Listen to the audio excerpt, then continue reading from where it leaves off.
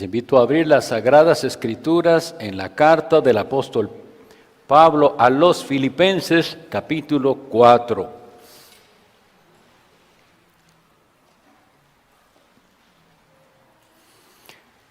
Filipenses 4, leeremos los primeros 3 versículos. Sermón número 19 de la serie en esta carta. Dice así la palabra de Dios. Así que, hermanos míos, amados y deseados, gozo y corona mía, estad así firmes en el Señor, amados. Ruego a Evodia y a Síntique que sean de un mismo sentir en el Señor. Asimismo te ruego también a ti, compañero fiel, que ayudes a estas que combatieron juntamente conmigo en el Evangelio, con Clemente también y los demás colaboradores míos, cuyos nombres están en el libro de la vida. Que el Señor añada bendición a esta lectura de su palabra. Empezamos esta sección con esta palabra, así que. No podemos ignorar esa frase y ir al tema, porque tenemos que haber entendido por qué se usa esa frase. Realmente lo que se dice es, si están entendiéndome lo que les digo, entonces, ahora sí vamos a hablar de algo, pero primero debemos haber entendido de lo que veníamos hablando, y hoy hace 8 hablamos de los amigos y enemigos de la cruz de Cristo. Y él decía que con lágrimas en sus ojos les advertía, hay enemigos de la cruz. Y vimos quiénes eran esos. Había unos que querían añadirle algo a la cruz de Cristo, una salvación por obras, pero había otros que querían restarle poder a la cruz de Cristo y se creían salvos pero viviendo en pecado. Esos son enemigos de la cruz de Cristo, pero también vimos que nosotros creyentes, por nuestra torpeza y descuido, podíamos ponernos nosotros mismos del lado del enemigo. Ahora sí, si entendemos esto, dice él, si entienden esto, que tenemos que imitar a los que son amigos de la cruz de Cristo y rechazar y apartarnos de los enemigos, esperando el retorno glorioso de Cristo, entonces si entienden esto, ahora sí, les va a dar ciertas enseñanzas. Les dice a ellos primero una serie de cumplidos tan bonitos. Dice, hermanos míos, amados y deseados, gozo y corona mía. Aquí hay mucha sabiduría, mis hermanos, porque lo que el apóstol tiene que hacer luego es una reprensión. Pero antes de hacer la reprensión, él les muestra y les ratifica su amor. Ahí aprendemos nosotros algo, porque somos muy dados a ir y corregir a otro. Pero ese otro que estamos corrigiendo no ha percibido que le amamos. Y si no lo ha percibido así, va a recibir nuestra exhortación o amonestación como un ataque. Y no es así. Ahora, en cuanto a decirle cosas bonitas a otros, seamos cuidadosos. No estamos llamados a ser aduladores, y el apóstol Pablo no lo era. Sabemos que el apóstol Pablo no era adulador, porque si tenía que decirle algo con firmeza a alguien, se lo decía. Nosotros tenemos en la epístola a los Gálatas las siguientes palabras: ¡oh, Gálatas insensatos! ¿Quién os fascinó? Así que este hombre decía la verdad cuando tenía que decirle. Y si alguien que es sincero le dice a usted un cumplido, usted lo aprecia. Si no, usted mismo se dará cuenta que lo que le está adulando para predisponerlo a usted para otra cosa. Pero él con sinceridad, ese mismo que sabe exhortar y que le decía también a los Gálatas, vean con cuán grandes letras les escribo. Desearía estar ahí y cambiar de tono. Ese mismo apóstol Pablo le habla a esta iglesia diciéndole, hermanos míos, amados y deseados, gozo y corona mía. Este deseados es como decirles, yo los quiero mucho, desearía estar con ustedes. ¿Cómo me hacen de falta? Me hacen falta. Y entonces dispone el corazón de ellos a recibirla. Primero les dice, ustedes saben cuánto yo los quiero.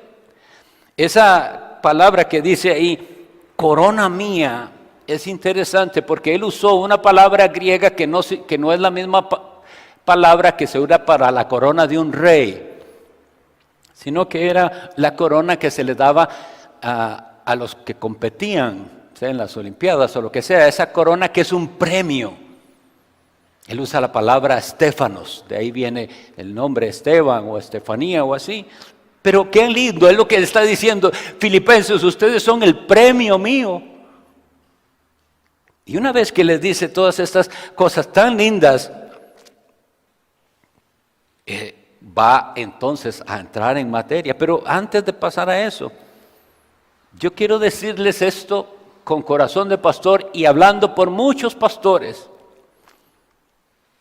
Si hay algo que trae satisfacción a la vida de un ministro de Cristo, es ver a la gente caminando en la verdad. Así lo decía el apóstol Juan.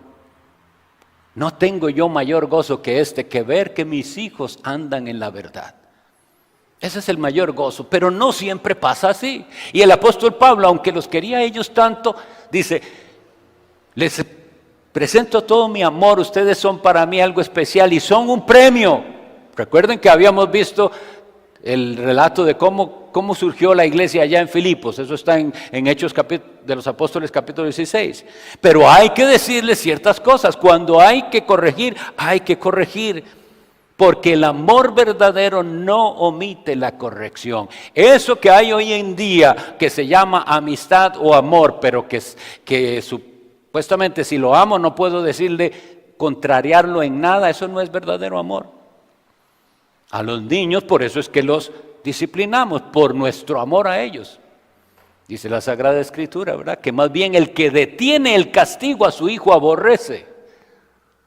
Si usted debiendo disciplinar a su hijo no lo hace, usted se está amando más usted que a él, porque es trago difícil tener que ir y disciplinar, pero como usted lo ama más a él, está dispuesto a pasar el rato difícil de ir y disciplinar, por amor.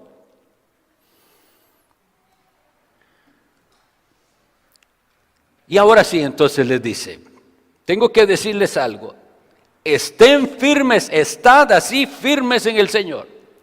Y este lenguaje no es de sugerencia, no es de recomendación, ya ahora se pasa a una instrucción. Por favor, firmes. Eso es, y ni siquiera el por favor, simplemente es un término militar, estar firmes. ¿Qué es estar firme? Bueno, pensemos en lo opuesto. Lo opuesto a estar firme es ser inestable, estar tambaleando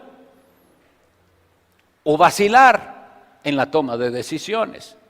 Y nosotros estamos llamados a comportarnos como soldados de Cristo.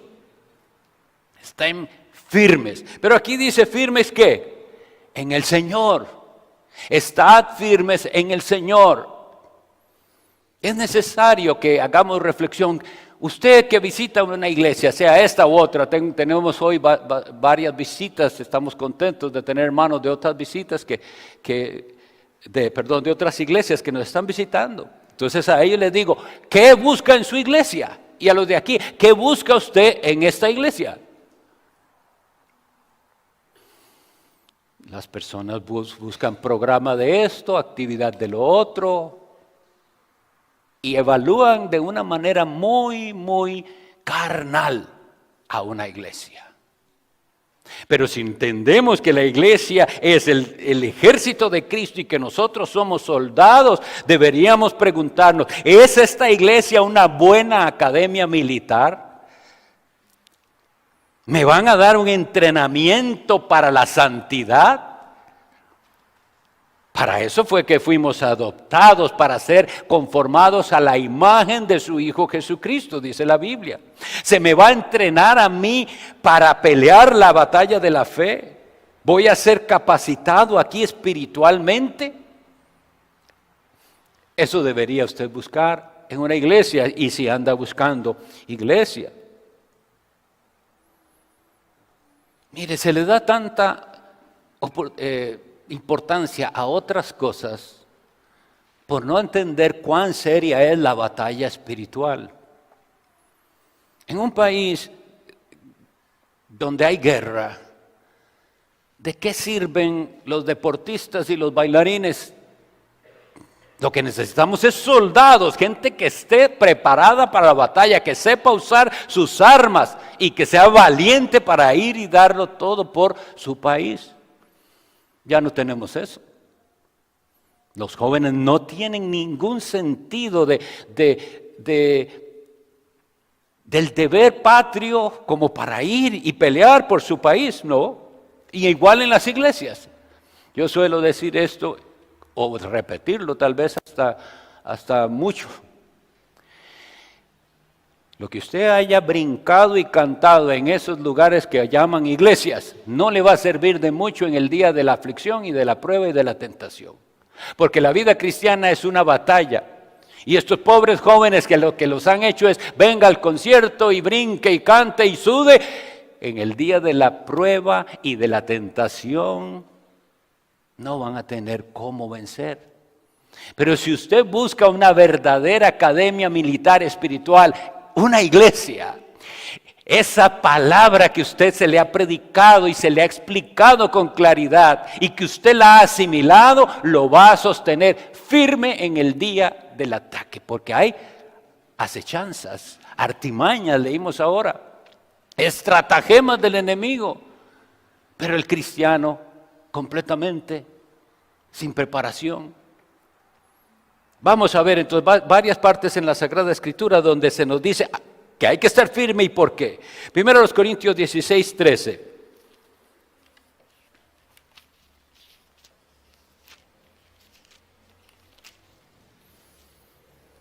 Velad, estad firmes en la fe, portaos varonilmente y esforzaos.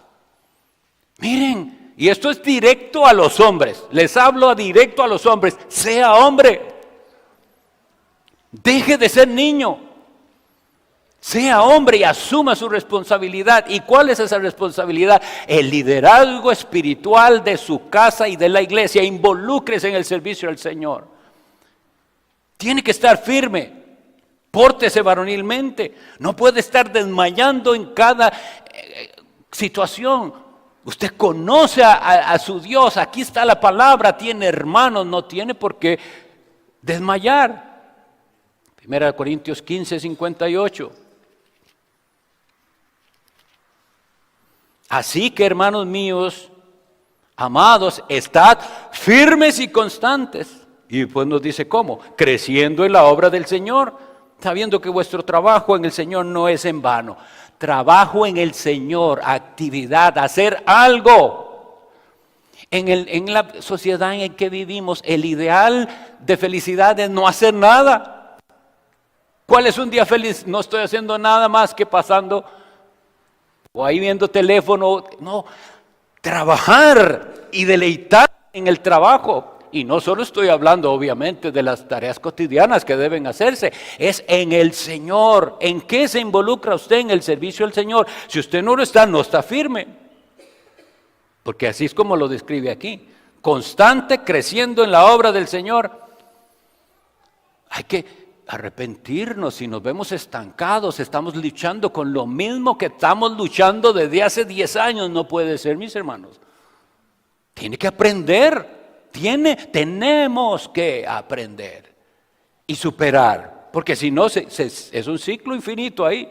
Segunda Tesalonicenses 2:15.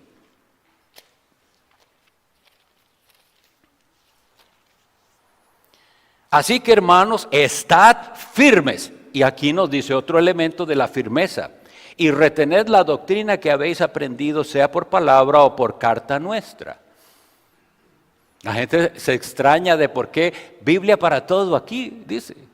¿Para qué es que repasamos ese pasaje semanalmente? Usted tiene que estar firme en lo que nosotros creemos, en lo que la palabra del Señor nos enseña. Pero no, aquí lo dice tan claro, firme reteniendo la doctrina. Usted no puede retener lo que ni siquiera entiende. Debe esforzarse, mi hermano, mi hermana, en que usted conozca con claridad los fundamentos de la fe cristiana. ¿Cómo va a ser alguien cristiano si no sabe cuáles son las doctrinas fundamentales del cristianismo? Por eso es que les digo que tristemente algunas iglesias lo que son clubes de amigos. Pero tenemos que estar firmes doctrinalmente. Y digo una cosa más. Si a usted le cuesta recordar de qué yo prediqué hoy hace 8, usted no está firme. La palabra de Dios debe estar en nuestra mente y repasarla. Eso es estar firme. Tiene que prestar atención, porque ¿cómo vamos a retener si estamos distraídos? Hay que estar atentos. Entonces, ahí yo creo que me voy entendiendo un poquito por qué es tanta insistencia de ese pastor de que estemos quietos y en silencio. No se puede prestar atención si usted está viendo para todo lado y viendo quién se levantó o usted moviéndose y buscando cosas. Hay que estar atentos. Hay que estar atentos porque esa palabra la recibimos y la retenemos y firmes estamos en la fe por causa de esa palabra. Segunda carta de Pedro, capítulo 3, versículo 17, dice: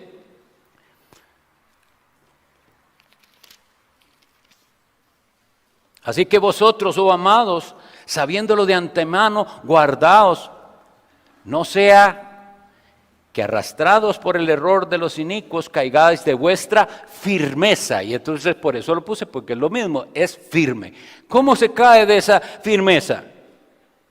Porque no se guardó y lo arrastraron el error de los inicuos.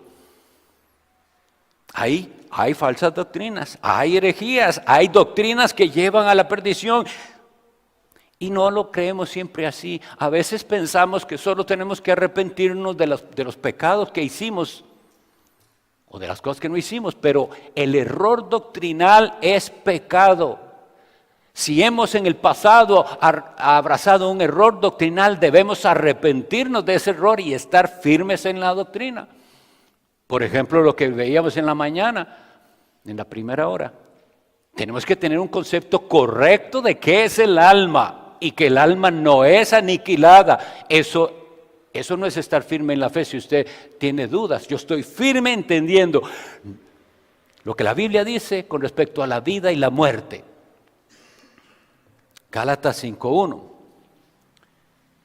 Todos estos versículos están apoyando esa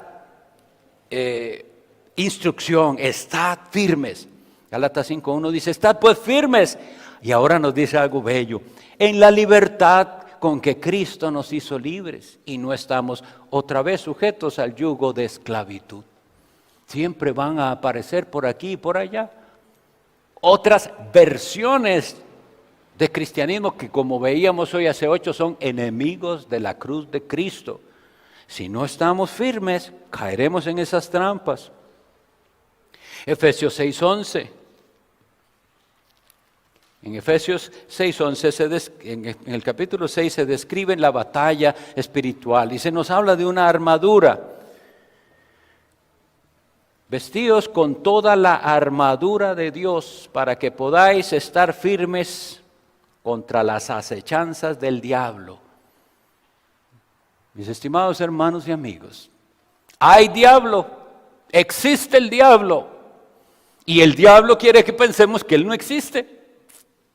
Esas son sus acechanzas, pero tenemos que saber, y en otro texto decía el apóstol Pablo, porque no ignoramos sus maquinaciones. Es lo mismo, él está observando, viendo a ver cómo nos hace o tropezar o desviarnos del camino. Esa es su función. Pero la suya y la mía es estar firmes. Por eso a mí me encanta, desde hace muchísimos años, todas esas películas que tienen que ver con esas guerras antiguas y todos formados con sus escudos y espadas. Yo digo, eso es lo que yo veo en como debería ser el cristianismo. Hombro con hombro, no se le da ni un espacio al enemigo. Aquí dice, vestíos toda la armadura de Dios para que podáis estar firmes. Firmes.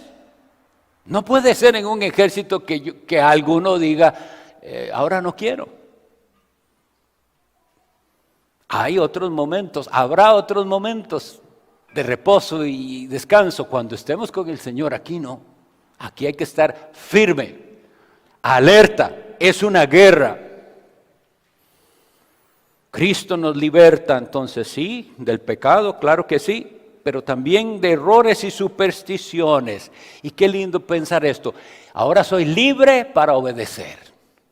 Los mandamientos para un cristiano no son algo gravoso, no son algo que hace por obligación. Es nuestro deleite vivir según los mandamientos de Dios.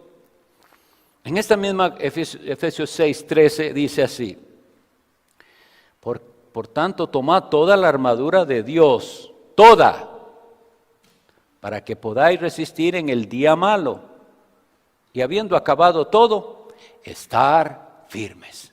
Qué bonito esto. Ahora, el día malo, de hecho, el apóstol Pablo nos dijo, los días son malos. Todos los días pueden ser el día malo. A veces en el mismo curso bíblico que damos, que se llama Batalla por la Pureza Sexual, en los reportes, porque aprendemos el mandato bíblico de rendición de cuentas, es decir, aprendemos a ser sinceros y a decir cómo van las cosas para ayudarnos unos a otros. Y a veces en la rendición de cuentas los hermanos dicen, tuve una buena semana, esta semana no tuve tentaciones. Y yo le digo, bueno, está bien, gloria a Dios que no tuvo, pero es que eso no necesariamente es una buena semana. La buena semana es cuando hubo tentación, pero usted no se dio a la tentación. Y eso se puede, estar firme, porque no estaríamos entendiendo si pensamos que para estar firmes no debe haber ataques. No, estamos firmes a pesar de las acechanzas del diablo. A pesar de eso estoy firme. Es la actitud de Cristo ante las pruebas. Yo voy a leer lo que dice el Evangelio según San Lucas, capítulo 9, versículo 51. Esta es la actitud de nuestro Señor y Salvador. Como yo decía hace muchos años, el comandante en jefe de las Fuerzas Armadas de Dios. Lucas 9, 51.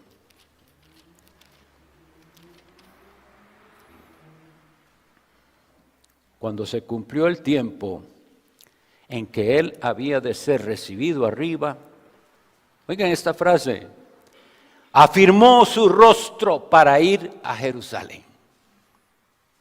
Nosotros cantamos hoy, y por eso digo, hermanos, tenemos que arrepentirnos de esta insensibilidad. Tenemos un Salvador precioso que cuando vino estuvo dispuesto a ir. Y él dice, ya Jesús sabe que viene la hora. Se cumplió el tiempo, afirma su rostro, yo sé lo que va a pasar en Jerusalén, voy para allá. Pero nosotros olvidamos que hubo Getsemaní. Él estuvo dispuesto a decir al Padre, no se haga mi voluntad, sino la tuya. Decía Billy Graham, una vez escuché una predicación muy buena de él, que en esa oración Cristo está diciendo, Padre mío, si hubiera otra manera de ganar la salvación del pueblo tuyo, ¿habrá otra? El Padre dice, no hay otra, el sacrificio de la cruz. Y entonces él recibe. Pero óiganlo cómo lo hizo, no lo hizo a regañadientes, no lo hizo, dice, afirmó su rostro y voy a Jerusalén, sabiendo lo que va a pasar allá. Nos da el ejemplo, hermanos, hermanas, somos soldados de Cristo, Él sufrió por nosotros, basta de cobardías, cualquier cosa del mundo nos pone a tambalear. Cualquier aflicción en la familia, lo que sea, todo es no, soy un soldado de Cristo, en su nombre voy a pelear esta batalla, me pongo toda la armadura, tiene que conocerla. Así, sin armadura, no se puede ir a la guerra. Bueno, en los minutos que me queda vamos a ver algo muy, muy particular con respecto a lo que estaba sucediendo ahí en Filipos. Tenemos que estar firmes. Y entonces él le dice, y pudiéramos pensar, ¿de qué manera está fallando la firmeza ahí en Filipos? Si son gente tan linda, se convirtieron al Señor, dejaron sus ídolos, ahora siguen a Cristo, son el gozo del apóstol Pablo, son su premio, son una buena iglesia. Ay, pero en esa buena iglesia pasaba un asunto. Discordia en una buena iglesia. Falta de perdón en una buena iglesia. Uno pensaría que eso no puede ser. A veces decíamos así, el pastor y yo, pero si ya vimos la serie de la familia, ahora todas las familias de esta iglesia ya son perfectas, porque pasamos no sé cuántas semanas enseñando cómo es que vive la familia cristiana. No, siguen viviendo como no deben vivir. Bueno, aquí parecido. Conocen de todo, están en la iglesia, son del Señor y todo, pero hay discordia y falta de perdón. Y lo vemos porque dice, ruego a Evodia y a Síntique que sean de un mismo sentir en el Señor. Hermanos, no tenemos a veces claro lo que significa esta carta o las cartas que enviaba el apóstol Pablo. Porque él envía una carta y entonces se reúne a la iglesia y se les dice a todos, en el culto de hoy se lee la carta que envía Pablo, el apóstol. Y en la carta viene públicamente los nombres de aquellas, una que se sentaba allá y la otra va allá para no ver a la otra. Y les dice, ruego a Evodia y a Síntique que sean de un mismo sentir en el Señor. Es algo bien bueno que el Señor nos conceda estudiar esto y ver que lo que se dice de ellas. Porque nosotros muy bien hemos estudiado y ya pasamos por primera carta a Timoteo y tenemos todo bien claro de que cuál es el ministerio que Dios no dio a la mujer. La mujer tiene muchas labores y ministerios, pero no es el ministerio de enseñanza. De manera que todos tenemos bien claro que no hay pastoras. Pero a veces se puede pasar de eso que no es bíblico, que haya pastoras o mujeres que asuman puestos de liderazgo, a otra cosa que no es bíblica tampoco. Y algunas mujeres creen que ellas no tienen que hacer nada en la iglesia, que lo único que tienen que hacer si acaso es venir, pero que lo hagan todos ellos. Pero aquí no vemos eso. Aquí vemos dos mujeres que habían sido colaboradoras fieles a la par del apóstol Pablo y de otros en el evangelio. Oiga lo que dice, combatiendo. Ellos sí tenían claro en un momento en el pasado que esto es una guerra y eran firmes ahí para dar la lucha, pero ya no. En el pasado hubo armonía, hubo compañerismo, pero se perdió. ¿Qué es lo que quiero transmitirles, mis hermanos? Que puede pasarnos. No se crea usted mejor que Evodia y Síntique, que si a ellas les pasó, colaboradoras del apóstol Pablo, y llegaron a este punto, nos puede pasar si nosotros nos descuidamos. Recuerden que la Sagrada Escritura nos dice claramente en Hebreos 12:14, seguid la paz con todos y la santidad sin la cual nadie verá al Señor. Esas dos cosas no las podemos olvidar, paz con todos y santidad. Y si no, no hay cristianismo. Y debemos entonces abordarlo, porque la indiferencia es pecado. En estas dos señoras, tal vez digamos que no, yo no tengo nada contra ella, no, yo tampoco tengo nada, pero eran tal vez un trato indiferente. No sé si se saludaban o no se saludaban, deberían saludarse porque era un requisito antes. Recuerden la vez pasada cómo vimos que el apóstol Pablo y el apóstol Pedro insistían, saludaos unos a otros con ósculo santo. Era requerido. Pero ¿qué fue lo que pasó? Se dio lugar al resentimiento.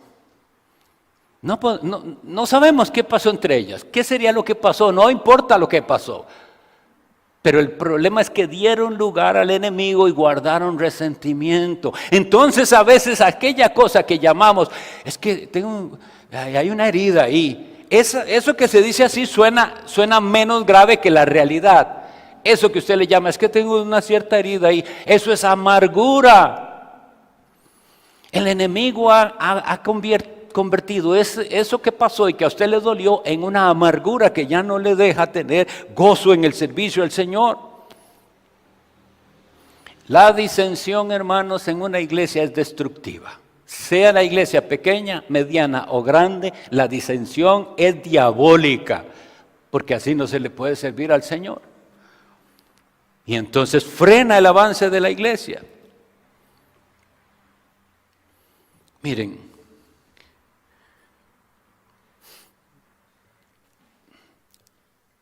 en el capítulo 2 habíamos visto que el apóstol les dice a ellos, versículo 12, por tanto, amados míos, como siempre habéis obedecido, no como en mi presencia solamente, sino mucho más ahora en mi ausencia, ocupaos en vuestra salvación con temor y temblor. Es decir, él dice, ustedes tienen que estar en las cosas del Señor. Pero hubo algo que pasó que comienza a entorpecer el avance del reino de Cristo en medio de ellos. Sea lo que sea que usted haya pasado, tiene que en el nombre de Cristo superarlo y perdonar. Porque Cristo dice muy claramente que si usted no tiene esa capacidad de perdonar, usted no es perdonado. Y eso les hacía falta a ellas tal vez, que se lo recordaran. La siguiente frase dice, asimismo te ruego también a ti, compañero fiel. Solo un dato por si acaso lo escuchan en alguna parte. Es interesante, la epístola a quién fue escrita. Habíamos visto a los hermanos que están en Filipos con los ancianos y los diáconos. Pero de pronto habla a alguien específico. Algunos creen que era el mismo Epafrodito el que llevaba la carta, pero vieran qué interesante, porque resulta que la palabra compañero en griego era también un nombre. Hay gente que le ponían así, sísigo, se dice en griego. Entonces pudiera ser que hubiera un hermano ahí. Alguien dirá, es al pastor, pero recuerden que habíamos visto con los obispos y los diáconos, habíamos visto pluralidad en el liderazgo ahí, según se veía. Entonces le dice a ese, y sea como sea que él se llamara así o no, o sea alguien, te ruego a ti también, compañero fiel. Y ahora sí, tenemos lo otro. ¿No quisiera usted ser calificado así? Yo quisiera dar la talla para decir, este es un compañero fiel. Este no es de a veces sí y a veces no, es fiel. Porque eso es lo que pasa en las iglesias. La gente se involucra en algo a veces. Un día sí, otro día no. ¿Qué se necesita en las iglesias para poder caminar bien? Compromiso. Yo estoy y estoy. Pase lo que pasa, estoy. Porque estoy convencido que es servicio a Cristo. Y lo perdieron de vista tal vez Evodia y Síntique. Y él dice, te ruego a ti, compañero fiel, que ayudes a estas que combatieron juntamente conmigo en el Evangelio. Combatieron, ayúdelas. Vuelvo a lo mismo. Tenemos que ser pacificadores. ¿Qué dice la bienaventuranza? Bienaventurados los pacificadores, porque ellos serán llamados hijos de Dios. Si usted ve un conflicto, si usted ve algo que el Señor le hace darse cuenta de un conflicto, líbrelo Dios de hacer ese conflicto más grande y de, como se dice aquí en Costa Rica, carbonear, hacerlo. No, lo que estamos es pacificadores, calmar. Miren, piensen en esto. Si usted ve dos personas peleando, pero peleándose feo, así que se están dando golpes, ¿quién va a ser valiente? Y si usted se pone en medio, usted sabe que usted le va a dar también, pero usted va, no. Eso es lo que se ocupa, y no estamos hablando de ese tipo de pleitos, obviamente, pero lo que quiero decir es, cuando usted se mete en medio de un conflicto, posiblemente va a ser lastimado, pero ámelos a esos que están en conflicto y perdónenlos, porque obviamente a veces se vuelven en contra del que está tratando de ayudarles, y eso pasa con los pastores. Que Dios nos dé la fuerza para ponernos en medio. No importa que también recibamos uno que otro golpe, pero vamos a hacer la paz. No se peleen, somos hermanos, dense la mano, perdónense. Y vean qué lindo él, entonces yo me lo imagino, lo que hizo después. Fue donde Evodia, donde Síntique, con amor les recordó aquella obra tan linda que hacían antes combatiendo juntos. Y por ahí estaba Clemente también. Hay alguna gente que especula, no decimos más de lo que la Biblia diga, pero recuerden que es la iglesia en Filipos, donde se convirtió un carcelero. Y quién sabe, ¿recuerdan cómo empezó eso? Siempre el apóstol Pablo llegaba a un pueblo y él buscaba la sinagoga para predicar el evangelio y luego, ¿verdad? Pero ahí no había sinagoga, dice que lo que habían eran unas mujeres que se reunían al lado del río para orar. Y ahí estaba Lidia, la vendedora de púrpura, de Tiatira, y tal vez ahí estaba también Evodia y Síntique y otras muchas. Había mujeres que eran mujeres de oración. Qué lindo fue ese tiempo cuando oraban juntas, cuando se apoyaban, y vino el diablo y les puso una acechanza y ellas cayeron en la trampa y hubo una disensión. Y ahora tienen que ayudarlos. Seamos nosotros entonces como ese compañero fiel, como Clemente, pacificadores, y no caigamos en la trampa que cayeron Evodia y Síntique, que estaban haciendo daño a la iglesia. Miren, ya vamos pronto a finalizar, pero miren, habíamos visto la vez pasada estos enemigos de la cruz de Cristo, y es una realidad, pero son enemigos que están allá, por allá.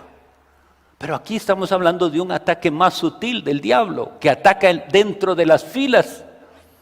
Porque usted pudiera esperar un maltrato de los demás, de los de la falsa religión, de los ateos, de quien sea, pero de sus hermanos en Cristo no lo esperaría, ¿verdad?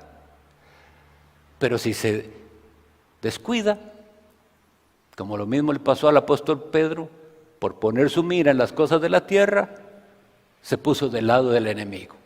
No lo hagamos. Nosotros seamos cuidadosos. Romanos 5:2 nos dice algo importante.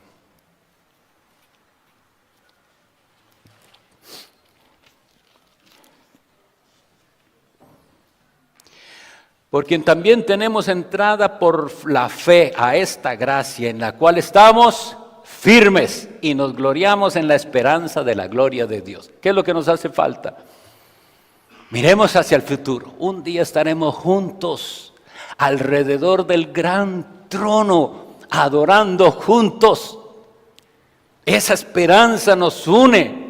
Esas tonterías por las que nos hemos disgustado, olvidémoslas. Vamos a estar juntos un día con Cristo, adorando allá. Nos gloriamos en la esperanza de la gloria de Dios. Pero vean que en esto tenemos que estar firmes. No podemos estar a veces sí, a veces no. En Él. ¿Cómo es que se hace esto? Se hace en Él. Hay una frase de la liturgia latina que a mí me encanta por lo que dice: por Jesucristo, con Él y en Él. Y esa es la vida cristiana. Por Jesucristo, con Él y en Él. Así es como vamos a dar esta batalla. Y si usted fuera Evodia y Síntique, y si usted tuviera que recibir la amonestación de parte de Cícigo o de Clemente o de alguno de los fieles de esta iglesia, ¿cómo lo va a recibir? De eso depende el buen caminar de la iglesia. Pero si usted quiere ser como Cristo, usted recibirá la exhortación, la amonestación en amor, y entonces podremos seguir adelante. Hay una tarea que cumplir. Nuestra batalla es contra el enemigo, pero el enemigo quiere que batallemos entre nosotros. Nuestra meta es el avance del reino de Cristo. Si usted es cristiano, si no, no le interesa eso. Pero si usted es cristiano, lo que lo mueve es el avance del reino de Cristo. Ver gente verdaderamente convertida, ver gente dejando el mundo y el pecado para consagrarse a Cristo. Que el Señor nos conceda entonces humildad que necesitamos, disposición a ser corregidos y negación, autonegación, porque todo esto pasó por no poder negarse a sí mismo. Oremos. Dios Padre bueno, te damos gracias. Hemos leído también una frase preciosa aquí del apóstol Pablo que dice que todos aquellos colaboradores están sus nombres en el libro de la vida. Y eso nos da tanta esperanza, Señor. El libro de la vida del Cordero, que fue escrito antes de la fundación del mundo. Hoy te alabamos y te bendecimos porque tienes un libro de salvación.